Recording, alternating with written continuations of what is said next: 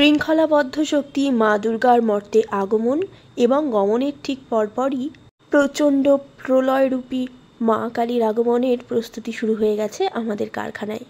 সময় খুব কম, মেরে কেটে ওই প্রায় 18 দিন।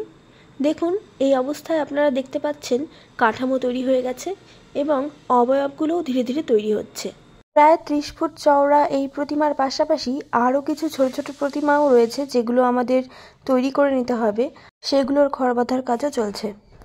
আমার মনে হয় এই খড় বাঁধার কাজটা ভীষণ কষ্টের। মাঝে মাঝে হয় কি, হাতে ফোসকা পর্যন্ত পড়ে যায়, যেহেতু খুব এঁটে বাঁধতে হয়। এরপর দেখুন, এখানে রামকৃষ্ণ দেবের গায়ে মাটি দেওয়া হচ্ছে। প্রথমবারের মাটির প্রলেপটাতেই বোঝা যাচ্ছে যে ইনি শ্রী শ্রী রামকৃষ্ণ পরমহংসদেব। ওনার মূর্তি প্রথমবারের মতো তৈরি করেছিলেন শিল্পী গোপেশ্বর পাল। সালটা ছিল 1938। রামকৃষ্ণ কিন্তু মা কালীকে শুধুমাত্র পূজার দেবী হিসেবে দেখেননি, তিনি সবসময় মা কালীকে নিজের মায়ের মতো করেই ভালোবেসেছেন এবং ভক্তি করেছেন। যেমন বামাখ্যাপা, তিনিও মা তারাকে বড় মা বলে ডাকতেন, আর তার নিজের জন্মদাত্রী মাকে ডাকতেন ছোট মা। রামকৃষ্ণ এবং বামাখ্যাপা উভয়েই কিন্তু সমসাময়িক ছিলেন এবং উভয়ের মধ্যে শোনা যায় নাকি দেখা সাক্ষাৎও হয়েছিল। তারাপীঠে থাকতেন বামাখ্যাপা এবং দক্ষিণেশ্বরে থাকতেন রামকৃষ্ণ। আমাদের তৈরি এই মূর্তিটিতেও দেখা যাচ্ছে মায়ের দুপাশে দুই পাগল ছেলে দাঁড়িয়ে রয়েছেন। থানায় এত পর্যন্ত কাজ হলো, এবার পুজো মণ্ডপের উদ্দেশ্যে মূর্তিগুলোকে নিয়ে যাওয়া হবে এবং অসম্পূর্ণ কাজগুলোকে সম্পূর্ণ করা হবে। আর হলোও তাই। আর আমরা সপরিবারে চলে এসেছি পুজো মণ্ডপ দেখতে।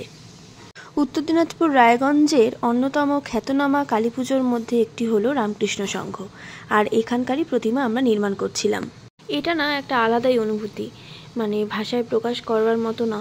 বহু মানুষ রয়েছেন এখানে, ওনার সঙ্গে অনেকে ছবি তুলেছেন যারা চিনতে পেরেছিলেন। এই প্রতিমাটি কিন্তু অনেক মানুষের নজর কেড়েছে এবং অনেকগুলো সম্মাননাও জিতে নিয়েছে, এবং এর চেয়ে বড় প্রাপ্তি বোধহয় আর কিছুই নেই। ভীষণ আনন্দ লাগে এই মুহূর্তগুলো।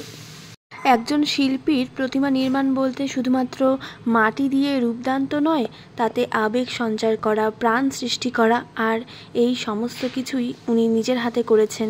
সঙ্গে পেয়েছিলাম রাজা, উত্তম, আকাশ, পাখি, এদেরকে বিশেষভাবে ধন্যবাদ জানাতে চাইব। অর্ণব মণ্ডল দাদা, তাপস দা, সৈকত দা, এনাদেরকে। এছাড়াও আমাদের পাশে থাকা, সহযোগিতা করার প্রত্যেকজন শুভানুধ্যায়ীকে আমাদের আন্তরিক ধন্যবাদ। সকলের সহযোগিতা ছাড়া আমরা কেউ নই, কিচ্ছু নই। আর সর্বোপরি মা তারা বা মা কালীর আশীর্বাদ তো রয়েছে।